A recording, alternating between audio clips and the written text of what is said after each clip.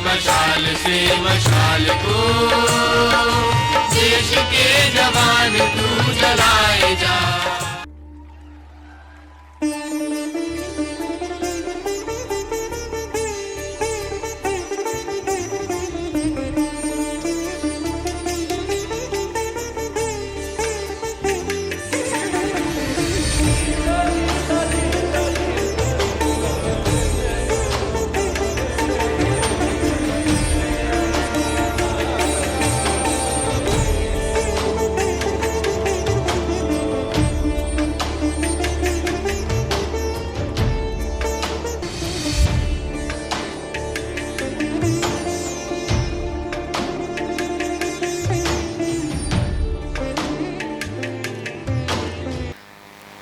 ऐसे रिसले सर्कुलर का विरोध करना पूजनीय डॉक्टर जी ने भी तय किया और जिस स्कूल में वे पढ़ते थे, हाई स्कूल नील सिटी स्कूल में, उसमें उन्होंने अंग्रेज अधिकारियों का स्वागत वंदे मातरम से करने का निश्चय किया।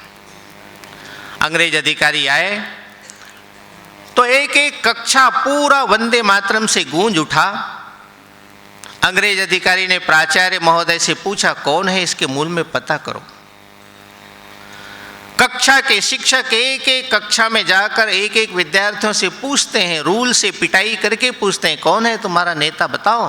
सबने मार खाना स्वीकार किया, किंतु किसी ने अपने नेतृत्व का नाम उजागर नहीं किया। स्कूल बंद हो गया, आंदोलन चला। बाद में छात्रों ने माफीनामा दे करके फिर से प्रवेश ले लिया। डॉक्टर हेडगेवार जी को भी कहा, तुम भी माफीनामा लिख दो, तुम भी क्षमा मांग लो, तुम्हें भी फिर से वापस स्कूल में प्रवेश मिल जाएगा। डॉक्टर हेडगेवार ने कहा, वंदे मातरम बोलकर मैंने कोई अपराध नहीं किया है।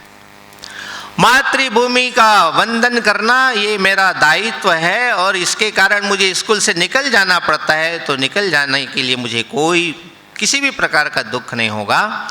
स्कूल से निकल गए। बाद में अन्य स्कूल में गए, वहाँ भी अंग्रेजों का सब प्रकार से दमन चला। अंततोगत्वा यवतमाल के विद्यागृह से उन्होंने अपनी जो हाई स्कूल की शिक्षा है वो पूरी की। आगे चल करके मेडिकल कॉलेज की शिक्षा के लिए वो कलकत्ता गए, लेकिन डॉक्टर बनना है इस उद्देश्य से गए होंगे ऐसा तो नहीं लगता। क्रांतिकारी गतिविधियों को निकट से जानना समझना, इसलिए उस समय वहाँ के जो क्रांतिकारी कार्य में लगे हुए थे ऐसे बंधुओं ने उन्हीं डॉक्टर जी को कलकत्ता भेजा। वहाँ के अनुशीलन समिति का जो काम चलता था त्रैलोक्यनाथ चक्रवर्ती महाराज का, उनके वे सक्रिय सदस्य बने। उनका गुप्त नाम कोकेन था।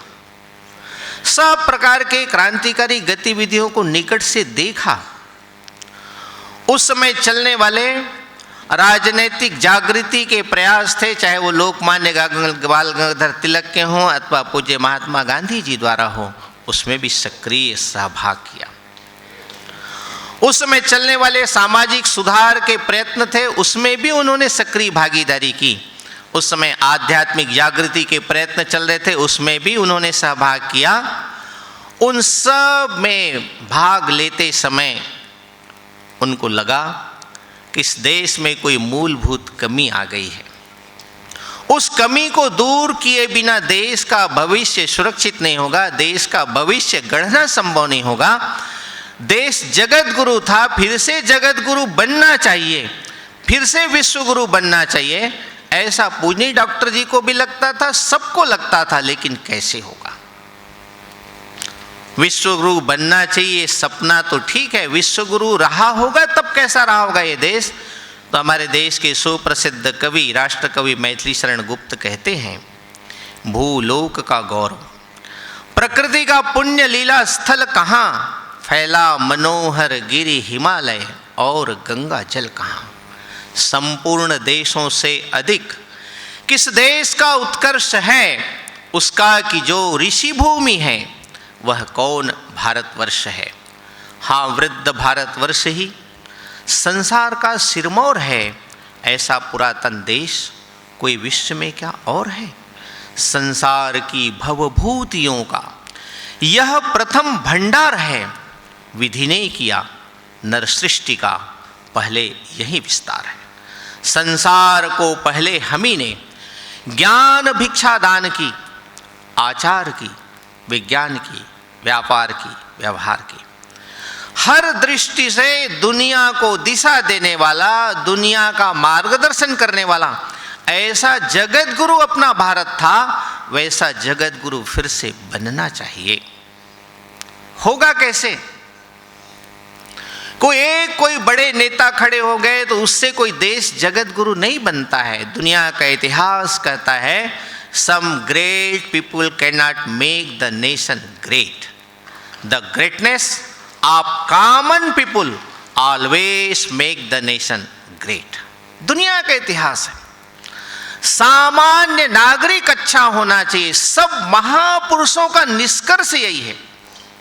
चाहे पूज्य महात्मा गांधी जी हों, महात्मा गांधी जी कहते थे देश की स्वतंत्रता तो मिल जाएगी, देश को आज़ादी मिल जाएगी, किंतु स्वतंत्रता टिकी रहेगी इसकी क्या गारंटी है? यदि स्वतंत्रता को अक्षुण्य रखना है तो इस देश के अंदर लाखों लाख लोग अपने स्वार्थों से ऊपर उठकर देश को बड़ा बनाने का सपना लेकर चलने वाली चाहिए, तब स्वतंत्रता स्थिर होगी। डॉक्टर एपीजे अब्दुल कलाम कहते हैं कि भाई ये हमारी देश की दुरावस्था हुई है, इसका कारण है हमने शक्ति की उपासना छोड़ दी। शक्ति कहाँ है? सेना में नहीं, शासन प्रशासन नहीं, सरकारों में नहीं, तो कहाँ है? तो आम जनता के अंदर है। वह सामर्थ्य समाज के अंदर है, लेकिन कैसी जनता? तो कहते हैं आंखों पर से स्वार्थ का पर्दा हटाकर देश को बड़ा बनाने का सपना लेकर चलने वाली जनता, उसके अंदर वो सामर्थ्य है। रेडिकल ह्यूमनिज्म के सर मानवेंद्रनाथ राय वो कहते हैं जब तक सामान्य नागरिकों के सद्गुणों का स्तर नहीं बढ़ाएंगे तब तक देश ना बड़ा होने वाला है, ना देश खड़ा होने वाला है। सबका निष्कर्ष यही था। पूज्य डॉक्टर जी का भी निष्कर्ष यही था कि देश के अंदर कुछ मूलभूत कमी आ गई है, उसको ठीक किए बिना देश का भाग्य बदलने वाला नहीं है। कौन सी बातें उन्होंने निष्कर्ष के तौर पर निकाली? तो पहला उनका निष्कर्ष था इस देश का जो समाज है वो आत्मविस्मृत हो चुका है, अपने आप को भूल चुका है कि वो श्रेष्ठ संततियों, श्रेष्ठ महापुरुषों की संतति है।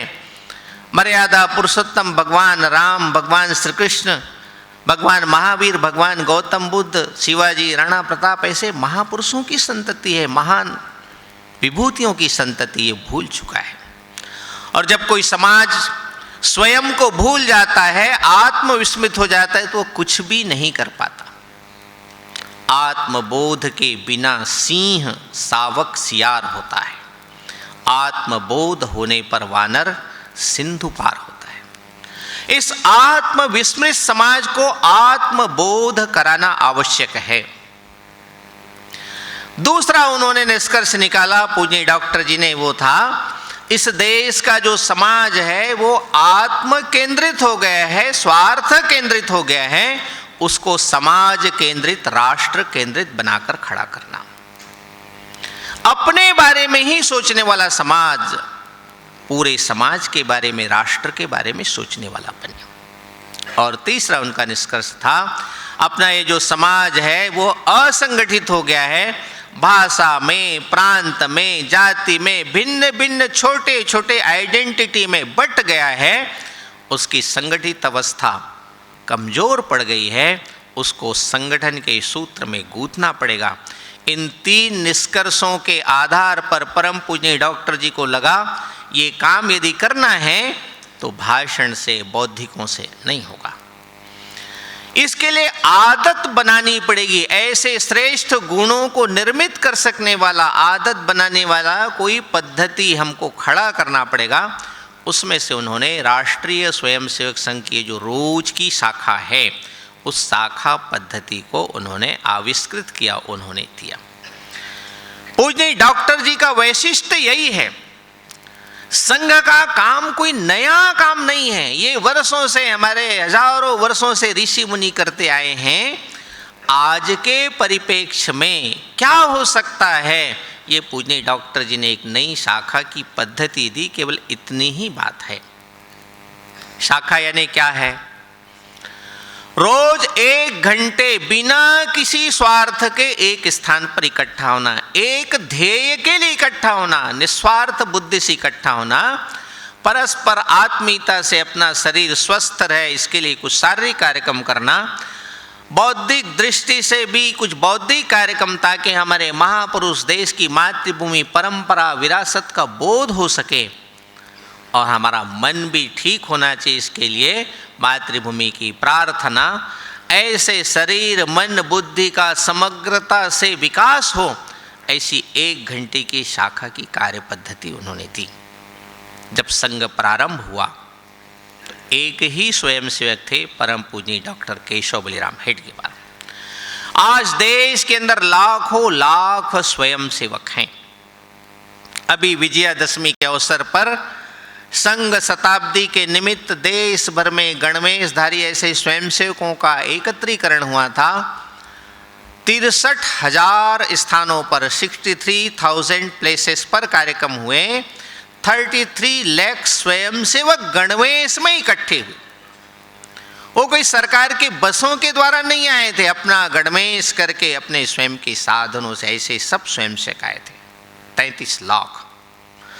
उस समय एक ही शाखा थी मोहिते की, नागपुर की। आज देश भर के अंदर 83,000 शाखाएं हैं।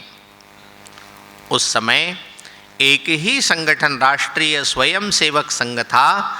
आज संघ के संस्कारों से निकले हुए ऐसे स्वयंसेवकों के द्वारा चलने वाले संगठन अखिल भारतीय स्तर पर 40-42 से अधिक ऐसे संगठन हैं।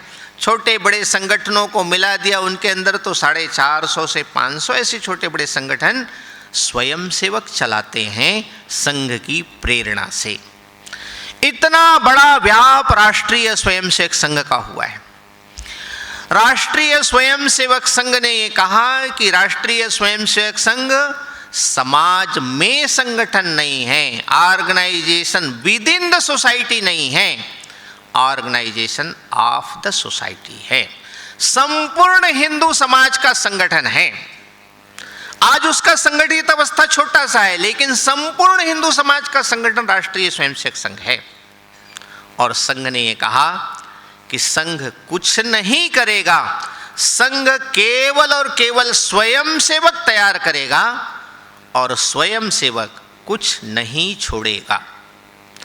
ऐसे संघ संस्कारों से निर्मित स्वयंसेवकों के द्वारा अनेकानेक समाज जीवन के क्षेत्र में संगठन प्रारंभ हुए, चाहे वो सरस्वती शिशु मंदिर शिक्षा के क्षेत्र में हो, अथवा कॉलेज विद्यार्थियों के बीच में अखिल भारतीय विद्यार्थी परिषद हो, मजदूरों के बीच में भारतीय मजदूर संघ हो, किसानों के बीच में भारतीय किसान संघ हो। ऐसे हरेक क्षेत्र में, अभी कला के क्षेत्र में हम लोग यहाँ उस आयोजन में थे, ऐसे कलाकारों के भी बीच में काम चलता है संस्कार भारती का। ऐसे समाज जीवन के हर क्षेत्र में संघ के स्वयंसेवक काम कर रहे हैं। इस देश के अंदर संघ के स्वयंसेवक अपनी चमड़ी अपनी दमड़ी घिस करके भी 1.5 लाख सेवा कार्य भी चलाते हैं। कोई सरकार की कृपा से नहीं चलता, वो समाज के बल पर चलने वाले ऐसे सेवा कार्य हैं। बहुत बड़ा जनजाति क्षेत्र है, वहां भी अपने स्वयंसेवक काम करते हैं वनवासी कल्याण आश्रम के तौर पर। ऐसे एक संघ का विराट स्वरूप आज हमारे सम्मुख हैं। परम पूज्य डॉक्टर जी ने जो 3 निष्कर्ष निकाले थे, उन निष्कर्षों के बारे में आज क्या स्थिति है उसके बारे में थोड़ा हम चर्चा करेंगे। उन्होंने कहा था कि इस देश का समाज आत्मविस्मृत है, उसको आत्मबोध कराना। जब संघ का काम शुरू हुआ, लोग कहते थे मुझे गधा कह लो किंतु हिंदू मत कहो। लोग कहते थे हिंदू इसे डाइंग रेस, हिंदू तो मृत प्राय है। लोग कहते थे Hindu comes after second best, Hindu तो इस देश में 2ym दर्जे का नागरिक हो गया है। कोई कोई तो यह भी कहता था I am Hindu by accident, मैं दुर्घटनावश हिंदू। लेकिन आज क्या स्थिति है? आज सब लोग कहते हैं, गर्व से कहो हम हिंदू हैं, we are proud of our Hindutva. ये परिवर्तन है।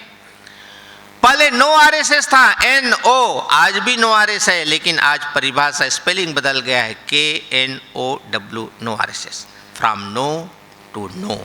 ये संघ की 100 वर्षों की यात्रा का परिणाम। संघ को जानना, संघ को समझना। आज स्थिति यह है कि संसद में भी जब बहस चलती है तो लोग कहते हैं हाँ हिंदुत्व हमें भी पसंद, हिंदू राष्ट्र पर चर्चा होती है। लोग इतना ही कहते हैं हमें महात्मा गांधी जी का हिंदुत्व पसंद है, स्वामी विवेकानंद जी का हिंदुत्व पसंद है। संघ की ताकत थोड़ी बढ़ेगी तो लोग कहेंगे अरे भाई हिंदुत्व अलग अलग नहीं है, चाहे पूज्य महात्मा जी का हो अथवा स्वामी विवेकानंद जी का हो अथवा आरएसएस, सब हिंदुत्व एक ही, हिंदुत्व अलग अलग नहीं, कंटेंट एक ही है। एकम सत विपरा बहुधा वदंती, वसुधैव कुटुंबकम है, विविधता में एकता है। ये सब कंटेंट एक ही है, चाहे हिंदुत्व कोई भी हो, हिंदुत्व अलग अलग नहीं है। शशि थरूर ने पहले किताब लिखी why I am not a Hindu, अब वही शशि थरूर लिखते हैं why I am a Hindu. ये परिवर्तन है। जो हिंदू आत्मविस्मृत था वो आत्मबोध से युक्त हुआ है और भी हो रहा है। और न केवल भारत में, दुनिया के अंदर जहाँ जहाँ हिंदू है वो भी स्वाभिमान के साथ हिंदुत्व को लेकर, हिंदू कंटेंट्स, हिंदू भावनाओं को लेकर खड़ा होने की स्थिति में आ रहा है। दूसरा जो उनका निष्कर्ष था, इस देश का समाज आत्म केंद्रित, स्वार्थ केंद्रित है, उसको समाज केंद्रित, राष्ट्र केंद्रित बनाना। देश के अंदर जब जब संकट आए, स्वयं सेवक ये अपना ही परिवार है, अपना ही अंग है, ऐसा मानकर उनकी सेवा के लिए तत्पर हुआ। चाहे तूफान हो, भूकंप हो, बाढ़ हो, रेल दुर्घटना हो, कहीं पर भी आप देखेंगे सब जगह स्वयं सेवक अग्रिम पंक्ति में, वे अपने ही समाज के अंग हैं। केरल में अभी 2 साल पहले लैंडस्लाइड हुआ, स्वयं सेवक सेवा करते करते 2 लोग दब गए, उसमें चले गए इस दुनिया से। वो कोई उनके रिश्तेदार थे क्या? नहीं थे, वे भी अपने ही समाज के अंग हैं, सेवा करते करते चले गए इस दुनिया से। अभी कोरोना का कालखंड व्यतीत हुआ, हम सब लोगों को उसका अनुभव है। उस कोरोना के कालखंड में अपने रिश्तेदार भी अपने से मिलने से कतराते थे, ऐसी स्थिति थी। मेरा उन दिनों केंद्र पटना हुआ करता था, तो एक ऑनलाइन बैठक थी, उसमें झारखंड प्रांत के पलामू नामक स्थान से एक उद्योगपति ने कहा भाई साहब मैं आरएसएस को प्रणाम करना चाहता हूँ, अभिनंदन करना चाहता हूँ। मैंने पूछा क्यों, क्या बात हो गई? उन्होंने कहा हमारे रिश्तेदार ठाणे में रहते हैं, एक की आयु 84, एक की 79, पति पत्नी दोनों की बेटियां बाहर है, 2 बेटी, एक मस्कट में उनके दामाद और बेटी, एक अहमदाबाद में दूसरे बेटी दामाद। विमान सेवा बंद है, ट्रेनें बंद हैं, तबीयत खराब हो गई, सूचना दी तो कोई आने की स्थिति में नहीं। पास पड़ोस के लोग भी इसलिए नहीं आते थे कि कहीं कोरोना तो नहीं हो गया है। रिश्तेदार भी आने से कतराते थे और 4 दिन बाद उसकी मृत्यु हो गई। फिर से सूचना भेजी, कहीं कोई आसरा नहीं मिला, तो उन्होंने राष्ट्रीय स्वयंसेवक संघ के कार्यालय विश्व विभाग को सूचना दी। वहाँ से जानकारी मिली तो ठाणे के कार्यालय से 4 स्वयंसेवक PPE किट पहनकर उस बताए हुए पते के आधार पर गए। उस 84 वर्षीय सज्जन का विधि विधान से अंतिम संस्कार किया और जो माता जी थी जो 79 वर्ष की थी, उनको गाड़ी करके अहमदाबाद उनके दूसरे बेटी और दामाद के पास भिजवाने की व्यवस्था की। वो कार्यकर्ता बताते बताते रो पड़ता है, जब मेरे पड़ोसी काम नहीं आए, रिश्तेदार काम नहीं आए, ऐसे समय संघ के स्वयंसेवक देवदूत बनकर के काम आए। इसलिए मैं राष्ट्रीय स्वयंसेवक संघ का अभिनंदन करना चाहता हूँ। ये एक घटना नहीं है, ऐसे अनेकों घटनाएं, लाखों स्वयंसेवक घर में कोरोना में बीमार हालत में फिर भी समाज की सेवा में लगाए, ऐसे अनेकों स्वयंसेवकों ने किया। 40,000 बाटल रक्त स्वयंसेवकों ने उस समय दिया पूरे देश भर के अंदर। 40,000 बाटल रक्त कम नहीं होता है। उस समय जब अपने रक्त की आवश्यकता थी तो कोई मिलता नहीं था। समाज अपना है, समाज सुखी होगा तब हम सुखी होंगे, हम अकेले अपने बलबूते पर सुखी नहीं हो सकते। इस धारणा को मन में लेकर संघ के स्वयंसेवकों ने समाज को अपना मानकर जहाँ जहाँ संकट चुनौती आई वहाँ अग्रिम पंक्ति में खड़ा होकर उन्होंने अपनी भूमिका का निर्वहन किया। केवल समाज को अपना नहीं माना तो देश भक्ति का भाव भी स्वयंसेवकों के अंदर खड़ा हुआ। देश के अंदर आने वाली हर संकट वो अपनी संकट है, अपना संकट है, उसके परिप्रेक्ष्य में हम सब को भी खड़ा होना चाहिए, ऐसा स्वयंसेवक तैयार हुआ इस देश के अंदर। 1947 में मातृभूमि को आज़ादी मिली, यद्यपि खंडित आज़ादी मिली। पाकिस्तानी कबायलियों ने हमला कर दिया। सीमावर्ती क्षेत्र पर एक शहर था, उसका नाम था कोटली। बहुत आबादी नहीं थी। सीमा पर उस नगर की सुरक्षा, सीमा की सुरक्षा, उसके लिए एक सेना की चौकी थी। सेना के पास गोला बारूद असला खत्म हो गया। उसने संदेश भेजा सेना के दफ्तर को। सेना से एक हेलीकॉप्टर वहाँ के कार्यालय से उड़ा, गोला बारूद लेकर गिराया, लेकिन दुर्भाग्य से वो हिंदुस्तान की सीमा में न गिरकर पाकिस्तान की सीमा में गिर गया। उसको लाना है, नगर की सुरक्षा करना है तो लाना पड़ेगा, कैसे लाएंगे? सेना का जो अधिकारी था वो सीधे सीधे संघ के कार्यालय में गया। उनको विश्वास था संघ ही है इस समय जो हमारी मदद कर सकता है। उस समय वहाँ पर काम करने वाले थे चंद्र प्रकाश जी, पंजाब नेशनल बैंक में काम करते थे, नगर के कार्यवाह थे। उनको कहा, चंद्र प्रकाश जी, देश के लिए कुर्बानी देने वाले कुछ कार्यकर्ता चाहिए। क्या बात है? उन्होंने कहा, सैन्य सामग्री रखी हुई पड़ी, उसको लेकर आना है पाकिस्तान की सीमा पर। ऐसे लोग चाहिए जो जान जोखिम में डाल करके भी जा सकते हैं, काम कर सकते हैं। कितने चाहिए? बोले 8 चाहिए, कम से कम। एक एक पेटी लेकर आएंगे, 8 पेटी। चंद्र प्रकाश जी का उत्तर था, एक तो मैं हूं, 7 की व्यवस्था करके आता हूं, आप सेना की चौकी पर चलिए। चंद्र प्रकाश जी शहर में आए। एक डेंजर कॉल, खतरे का संकेत। पहले संघ में भी खतरे का संकेत होता था, संघ शिक्षा वर्गों में अभी भी कहीं कहीं होता है। खतरे का संकेत हुआ, एक 40-50 स्वयंसेवक इकट्ठे हो गए। चंद्र प्रकाश जी ने कहा, देश के लिए कुर्बानी देने वाले लोग चाहिए, जो चाहते हैं ऐसे सब एक कदम आगे आ जाओ। सब के सब आगे आ गए। चंद्र प्रकाश जी के सामने प्रश्न था, उसमें से चयन कैसे करें? मुझे तो 8 लोगों को जाना है सब मिला करके। एक एक से बातचीत किया, घर में कौन कौन है, क्या है, कैसी स्थिति, सबको वापस किया। नगर की सुरक्षा में लगो। 7 का चयन करके जाने लगे। इतने में एक स्वयं से 11वीं कक्षा में पढ़ने वाला वेद प्रकाश आया। चंद्र प्रकाश जी का हाथ पकड़ कर कहता है, मैं भी आपके साथ जाऊंगा मातृभूमि को कुर्बानी देने की। अच्छा? उन्होंने कहा, देखो 8 जाने थे, 8 पूरे हो गए, आप नगर की सुरक्षा में रहो, नगर के काम में लगो। वेद प्रकाश कहता है, ठीक है, आप नगर कार्यवाह हैं, मैं आज्ञा मानता हूँ, लेकिन आज रात्रि का भोजन आप सबके साथ करूँगा, और आप सब नहीं आए तो मैं भी मातृभूमि को अपने आप को समर्पित कर दूंगा। वेद प्रकाश घर आता है, माता जी से टिफिन तैयार करवा करके ले जाता है, कार्यालय में प्रतीक्षा करता है। चंद्र प्रकाश 7 लोगों को लेकर सेना की चौकी पर जाते हैं। वहाँ सेना के अधिकारी ने उनको नक्शा दिया, कुछ आवश्यक सामान दिया, रस्सी आदि दिया।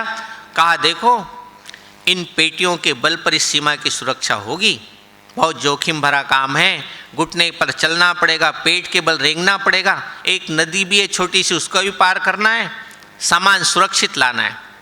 चंद्र प्रकाश जी ने कहा, आप निश्चिंत रहिए।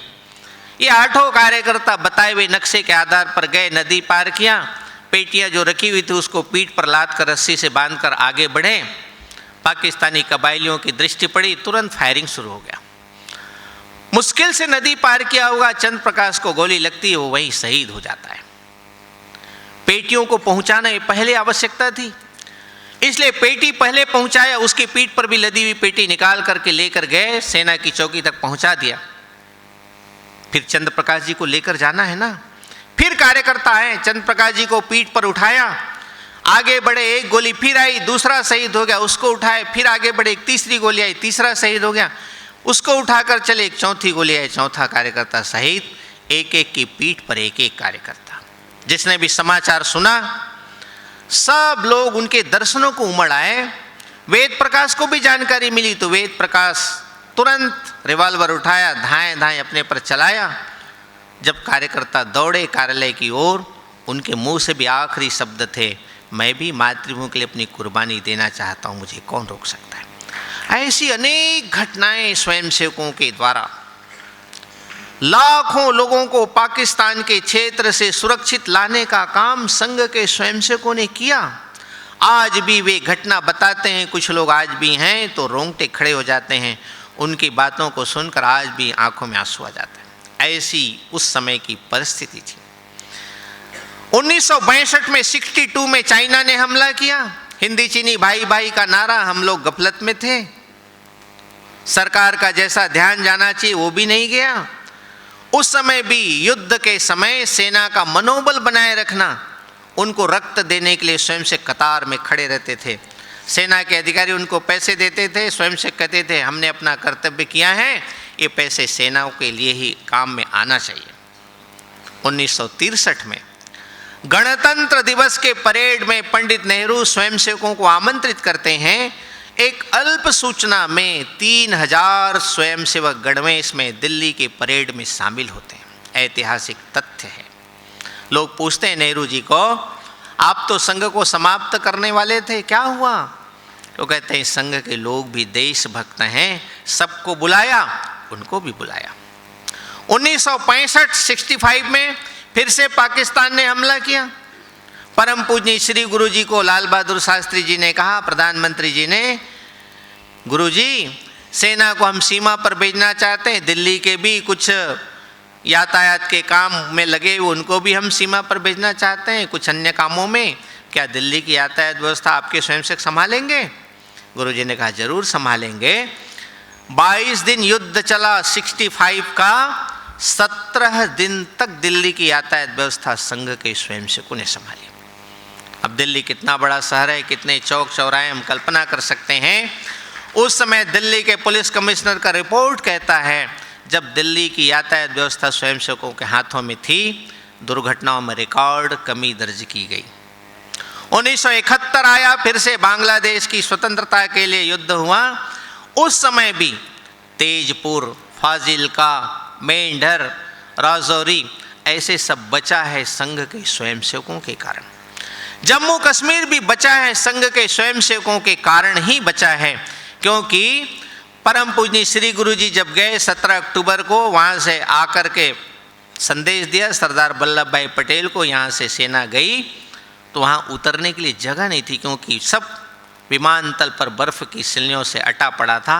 स्वयं से रात दिन एक करके बर्फ़ की सिल्लियाँ हटाते हैं, तब भारतीय सेना का जहाज़ वहाँ उतर पाता है, तब कश्मीर बचा है।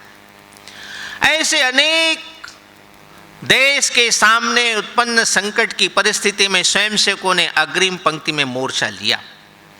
और केवल यहीं तक नहीं, 1954 में दादरा नगर हवेली स्वतंत्र नहीं था। पूना के विनायक राव आप्टे अपने संघ चालक, उनके नेतृत्व में 100 स्वयंसेवक गए, दादरा नगर हवेली को स्वतंत्र कराया।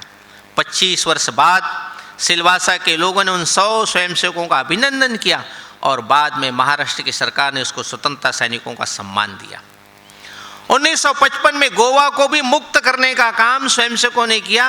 राजा बाऊ महाकाल और सागर की सहादरा देवी जैसे माताएं तिरंगे को थामे थामे गोली खाते रहे, लाठी खाते रहे, किंतु तिरंगा नीचा होने नहीं दिया।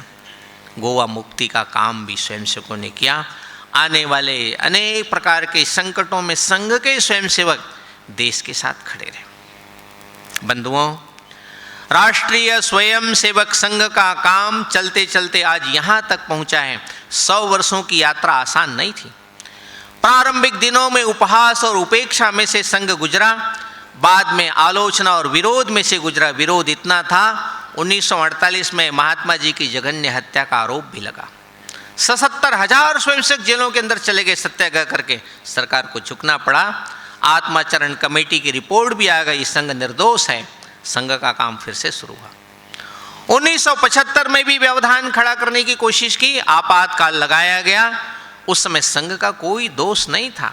श्रीमती गांधी के चुनाव को तो इलाहाबाद हाई कोर्ट ने रद्द किया था, संघ का उसमें दूर दूर तक कोई रोल नहीं था। फिर भी संघ पर प्रतिबंध लगा। 67,000 स्वयंसेवक जेलों के अंदर चले गए सत्याग्रह करके, और 1 महीने 2 महीने नहीं, 18 महीने उनके प्रिय परिवार तबाह होने की स्थिति में आ गए। कल्पना करिए, कमाने वाला व्यक्ति 18 महीने जेलों में चला जाए तो क्या होगा। फिर भी संघ का काम बंद नहीं हुआ, क्योंकि संघ का काम भगवान का काम है, ईश्वरीय कार्य है। इस देश ने इस संघ के काम को आगे ले जाना ये स्वीकार किया है, इसलिए समाज की ताकत के आधार पर, समाज के बल के आधार पर इस संघ का काम चल रहा है। राष्ट्रीय स्वयंसेवक संघ के कार्यकर्ता समाज जीवन के हर एक क्षेत्र में कार्य कर रहे हैं, लेकिन इतना केवल पर्याप्त नहीं है।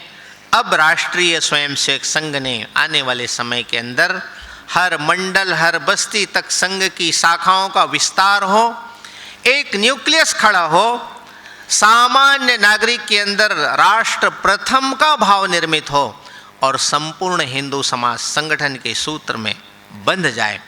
जो तीसरा निष्कर्ष पूज्य डॉक्टर जी का था, हिंदू समाज असंगठित है, वो संगठित होना चाहिए। ऐसे आज की स्थिति में लाखों लाख लोग एक दिशा में चल रहे हैं, एक स्वर में बोल रहे हैं, भारत माता की जय। आने वाले समय के अंदर राष्ट्रीय स्वयंसेवक संघ संपूर्ण सज्जन शक्ति को लेकर समाज परिवर्तन की दिशा में आगे जाने वाला है। उसका नाम दिया है पंच परिवर्तन। पहला विषय है कुटुंब प्रबोधन का। हमारे देश के अंदर कुटुंब की व्यवस्था बहुत मजबूत व्यवस्था थी, संयुक्त परिवार, मिलकर चलना, मिलकर रहना, संस्कारित परिवार। आज क्या स्थिति, उसमें कहीं न कहीं क्षरण आ रहा है। सब चिंतित हैं, क्या करना, कैसे करना। बेटा कहना मानता नहीं है, क्या करेंगे, आगे चलकर क्या होगा। ऐसी स्थिति में परिवार प्रबोधन ये सबका विषय बनना चाहिए। हर एक अपने परिवार में इसको लागू करना चाहिए। गुलाम भारत में अंग्रेजों की राजधानी कलकत्ता थी। लॉर्ड कर्जन आशुतोष मुखर्जी को कहते हैं, श्यामा प्रसाद के पिताजी को, आशुतोष बाबू जाओ इंग्लैंड जाओ, कुछ डिग्री लेकर आओ, कुछ सरकार के भी काम करके आओ। आशुतोष बाबू का उत्तर था, मुझे माँ से अनुमति लेना पड़ेगा। कहते माँ से पूछना पड़ेगा, मैं इस देश का गवर्नर जनरल बोल रहा हूँ, फिर भी तुम कहते माँ से पूछना पड़ेगा, क्या तुम्हारी माँ का दर्जा मेरे से भी बड़ा है। आशुतोष मुखर्जी कहते हैं, मेरी माँ का दर्जा आपसे कई गुना बड़ा है, शायद आप इसको अनुभव नहीं कर सकते। माँ से अनुमति मिली, तब जाकर आशुतोष बाबू गए विदेश में। स्वर्गीय जयप्रकाश नारायण विदेश गए थे पीएचडी करने के लिए। घर से टेलीग्राम गया, माँ बीमार है, उन्हें वापसी का टिकट ले लिया। मित्रों ने कहा, जयप्रकाश बाबू अरे तुम जाकर क्या करोगे, चिकित्सा तो डॉक्टर लोग करेंगे, घर के लोग देखेंगे ना, तुम पीएचडी करो, कब विदेश आओगे पीएचडी करने के लिए। जयप्रकाश बाबू का उत्तर था, मेरा पीएचडी मेरी माँ से बढ़कर नहीं है, मुझे माँ के पास जाना चाहिए।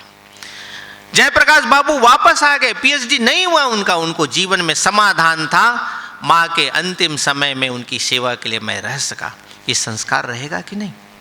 बेटा इंग्लैंड में है, अमेरिका में है, पिताजी की मृत्यु हो गई तो वो कहेगा क्या कि अंतिम संस्कार कर देना, मैं पैसे मनी ऑर्डर से भेज दूंगा। ये होने वाला है क्या। कैसा भारत बनना है, कैसे भारत का निर्माण करना है। यदि हमको भारत को भारत बनाना है तो ये परिवारों के अंदर संस्कारों को कायम रखना पड़ेगा, परस्पर समन्वय और सामंजस्य रखना पड़ेगा। आज के परिवेश में परिवार का साथ रहना कठिन है, एक रहना संभव है। कलकत्ता में 3 कार्यकर्ता, तीनों के व्यवसाय अलग अलग, तीनों सगे भाई, अलग अलग मोहल्ले में रहते, दूर दूर रहते हैं। मैं तीनों के घर गया तो कहते हैं, देखो भाई साहब, हम लोग महीने में 1 तारीख को पूरा परिवार एक साथ इकट्ठा होते हैं, कभी एक के घर में, कभी दूसरे के घर, कभी तीसरे, ऐसा चक्र चलता रहता है। उसमें परिवार की चर्चा होती, सुख दुख की चर्चा होती है। मैंने कहा बहुत अच्छी बात है, आज के समय परिवार का साथ रहना कठिन, एक रहना संभव है। इस प्रकार से आज परिवार एक रहना चाहिए, कहीं न कहीं नियमित अंतराल में पूरा परिवार मिलना चाहिए, अपनी श्रेष्ठ परंपरा विरासत को स्मरण करना चाहिए। कैसे कैसे लोगों ने काम किया, यहाँ तक कैसे पहुँचे, उसको बार बार स्मरण करना, याद करना, नई पीढ़ी को बताना, ये होना चाहिए। परिवार केवल अपने लिए नहीं, परिवार समाज के लिए। हम बाजी प्रभु देशपांडे की कथा पढ़ते हैं, हम ने तानाजी मालुसरे की कथा पढ़ते हैं, उन्हें परिवार छोड़ दिया, अपने बेटे का विवाह एक किनारे रख दिया, कोंडाना का विवाह पहले होना चाहिए। हमको भी प्रेरणा लेनी है कि अपना परिवार भी देश के लिए, समाज के लिए हमने कुछ करना चाहिए कि नहीं करना चाहिए, इसका विचार करना चाहिए। तो अपना भी परिवार अपने से ऊपर उठ देश समाज के बारे में सोचने वाला बनना चाहिए। परिवार एक रहेगा, परिवार की ताकत रहेगी। मोहल्ले में एकता रहेगी तो मोहल्ले की ताकत रहेगी, गांव में एकता रहेगी तो गांव की ताकत होगी, देश में संपूर्ण हिंदू समाज एकजुट होगा तो देश की ताकत बनेगी। जम्मू कश्मीर के लोग कहते हैं देश को एक करना है तो परिवार को एक कर लो, देश एक हो जाएगा। बात बहुत सही है, परिवार एक होना चाहिए, बिखरना नहीं चाहिए।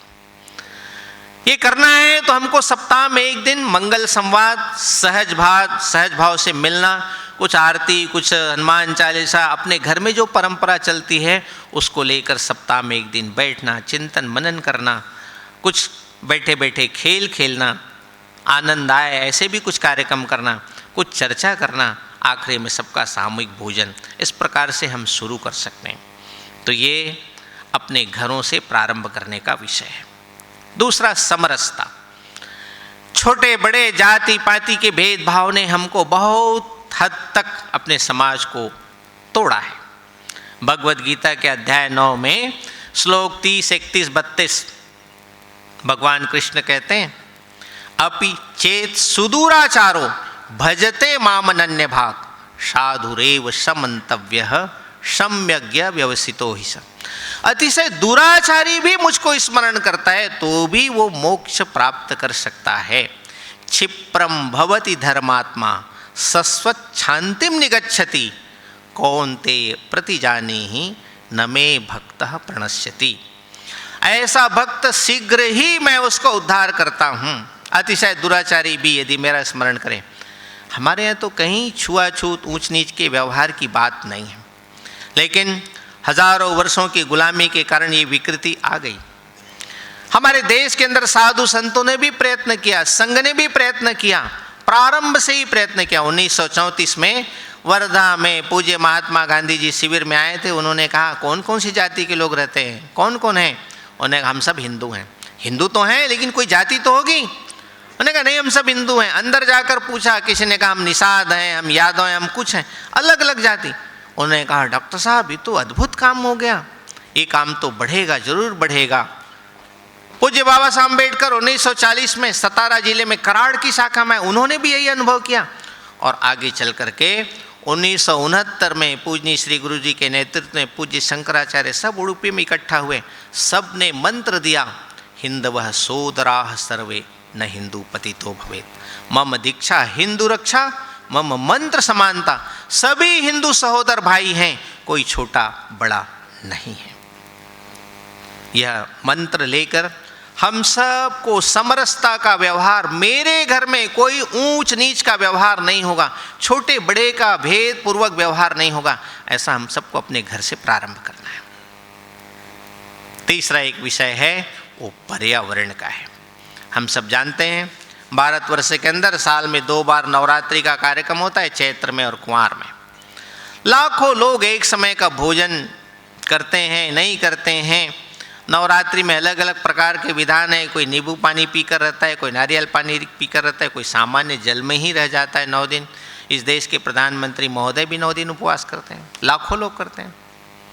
हमारे जैन समाज के बंधु